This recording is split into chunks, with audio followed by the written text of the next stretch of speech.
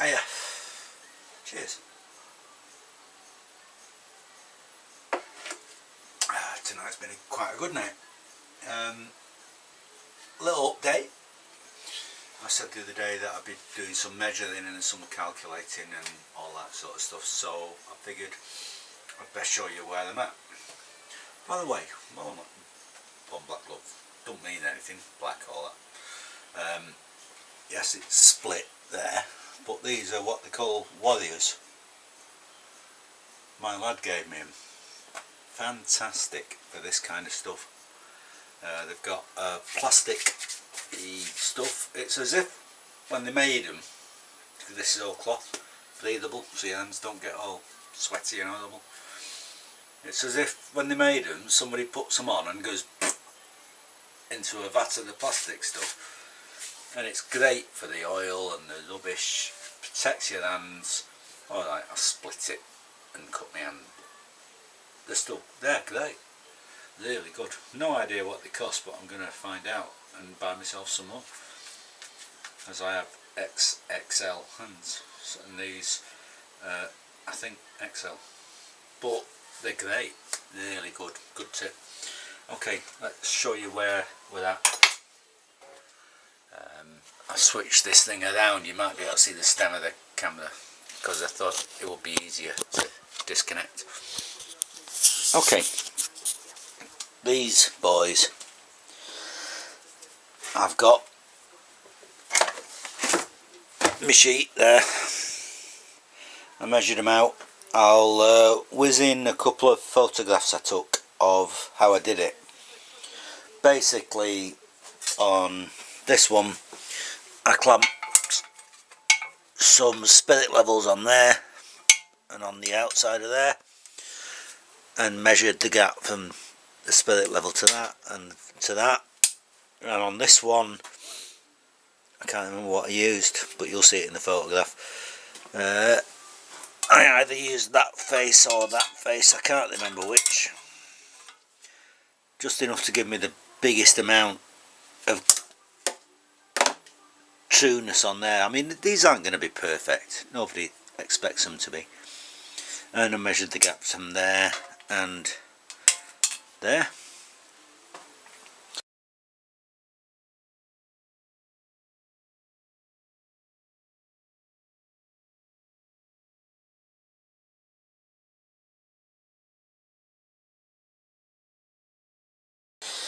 And I worked out that much as I said 15mm, but I'm not sure, it's exactly 15mm. So what I have to do to make the whole project work is take 7.5mm off that, 7.5mm off that. Fine. I can't, well, I could do that with a hacksaw, but the awkward bit is I have to, there's an insert. Now I don't know if you'll, the last video didn't really show it, so there's a light. I'm hoping, can you see that slight thing in there? That has to go in by 7.5mm on both sides, so it needs a milling machine. I mean, a drill won't do it, so I'm going to have to take it somewhere to get that done and get these ends faced off by 7.5mm each side, because it works out that they're both identical. There is an offset, and both of them have exactly the same offset. It's 5mm. You can see it on that one. Can you see how that's kicked out? You can't really see it on this one, but it is. It's kicked out by 5mm. But the nice thing is there's enough material here and here that it's going to work. So I'm happy with that. Done, dusted. I know exactly what I need to do. It's just I don't have any friends in engineering, but there's a guy over the road who I think works in that field, and I'm going to go and tap him up. If he doesn't have it in his own place of work, he'll know someone who does. He races rally cars, antique ones. Interesting car of his, but that's another story. Anyway, next bit. stems. So that's the 450 stem. That is the 500 stem. It's pretty obvious that this one's shorter, and I knew this was going to be an issue, but I wasn't 100% certain that they were the same diameter and everything like that, and they are. That thread is the same as that thread, that diameter is the same as that, that is the same as that. It's the same bearings and everything. And what I'm puzzling over at the moment is, I assumed I was going to get that pressed out and pressed into there, but I can't because it's been welded on this. This one's pressed, this one's welded, and it's that one I want. But it's not, it may be something I can do myself. There's an internal bore, obviously, and they're both the same. If I can find some chunks of aluminium to shove up that bore that is a tight fit, I can chop that, and I think I'll ignore this lock because it's a bit buggered. Chop it here, chop this one further back, no, further forward, yeah, that makes sense. Chop that one, shove the aluminium in from underneath, because when you're welding aluminium it doesn't stick, which is good news. Not that it matters really, because there's nothing runs up the centre there. You just need to have a drainage in case any water gets in the end. So if I can find a piece of tube that matches the ID of both of these, I can chop it myself and just make sure that that measurement from there to there, when that goes on to that, is exactly the same. Job done. I might even be able to do that here, which saves trying to get a favour off someone in a workshop. If not, I'll just take it to some workshop and try and persuade the guy. I've had a go at this with a copper brush. I'm such a messy worker. Look at the state of this. It's there somewhere, but just to clean those threads out I've used a copper brush, and they're all good. I mean, obviously it all needs a proper clean. I was a bit, seen the chunk out of there. That's the steering lock key device, and I don't like the fact that it's like that. I think I might scrap that, because they can always be snapped anyway. All you need is a good tug on the bars and you snap one of them keys off.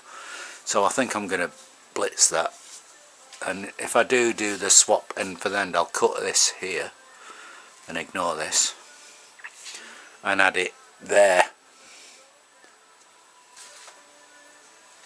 The only other thing was, obviously the pitch is different when you look. I've not lined up in any way, I've lined them up off the shafts while I was measuring it. I don't think that's going to make much difference. The stops are here, the stops are there, a bit of grinding and a bit of welding on the stops on that frame. We'll sort that out, it's not a big issue, it's only your turning circle. What else have I done? I've covered those. Oh, this obviously is now sat on the floor on some bits of wood. The wiring loom is complete and in place. If I've disconnected anything, that was my measurement page. That's my colour code page for anything I've had to disconnect. While I've done it, I've shown it. So that's all still complete and safe, no problem with that. What's that? Oh, spanners. While I was hammering away to get these off, the bottom seals,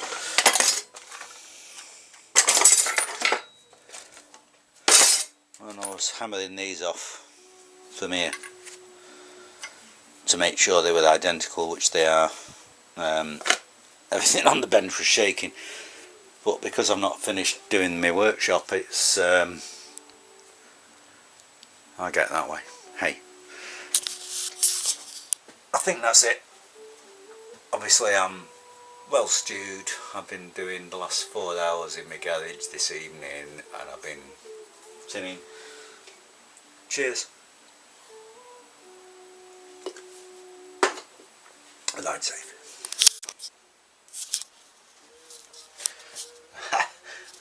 Every single video I make, there's always an extra comment. So it was only a quickie. Here we go. You can see that something to point with other than my hand, which I always include my hand. The distance from there to there and there to there is different. Now that one, the maximum on that is the minimum on that, so I'm not exactly worried. The geometry for the suspension for that one is worth maintaining.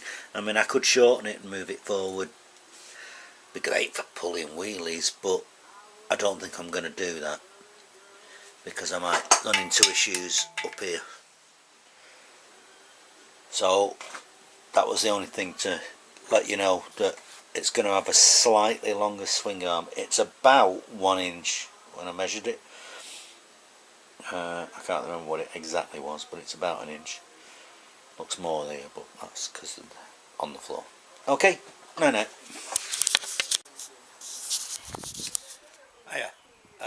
I'm going to have to do lots of little sections as bits go by, so I just thought I'd show you this. Swing arm. Bolt seized, I need to get that out. Bearing completely seized, I've been whacking it with a hammer from side to side. It barely moves. You can see the dust on this thing. It was just painted in, so it's nearly gone for it. It's everywhere, but it's savable.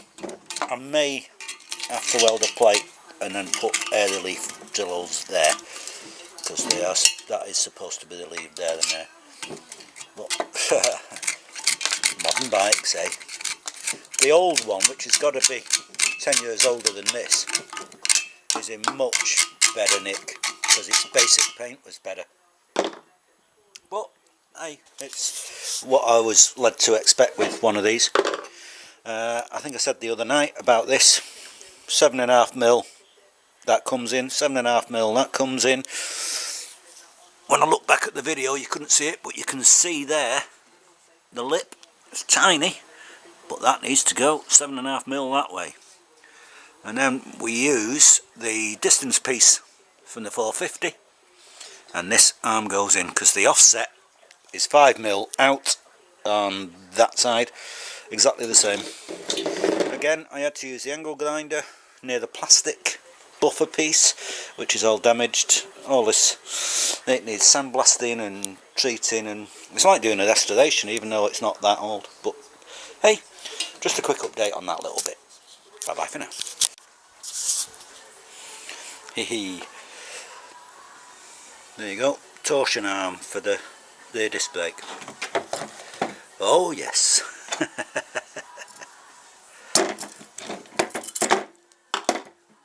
Oh, Suzuki build quality, wow.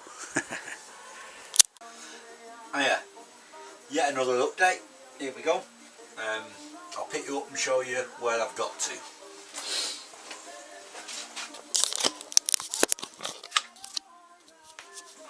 Okay, I've been working on the swing arm today. If I do this, hang on. I've scraped all the dust off. First thing I did, I bathed it in petrol. Got a big bucket, dumped that in and a brush, and smothered it in petrol to get all the clag off, which worked. Next job was digging all the dust out of these pits, and structurally it's still okay. Obviously it needs sandblasting, but I expected that. That is the bottom dog bone. I keep calling them dog legs, but they're not the dog bones. The bearing's still in that, but the shaft, oh, I'll have to edit this bit out. I've put the shaft down, I don't know where it is. Hang on.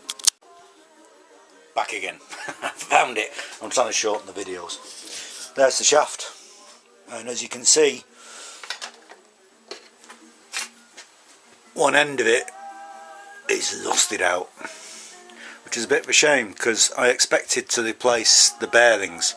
I didn't expect that, and that's quite an engineered part, so it's probably going to be quite expensive, and there's no equivalent for that, which doesn't bode well for the state of that thing. Now I assume over the long term I'll replace the shock, because I guess that's pretty buggered. The dog legs, dog bones are alright. The rest of it, I assume every bearing has to be replaced.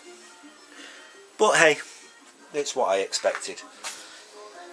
It was hell's own job punching this out of here with that amount of dust.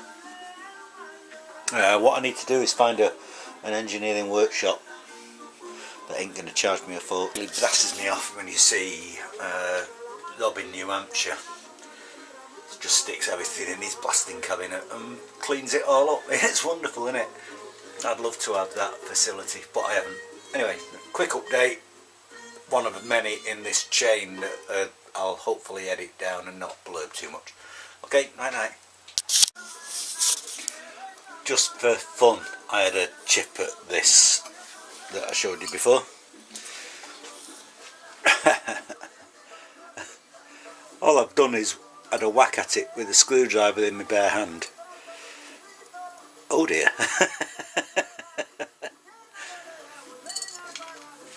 It's just rust falling into that. How shot is that?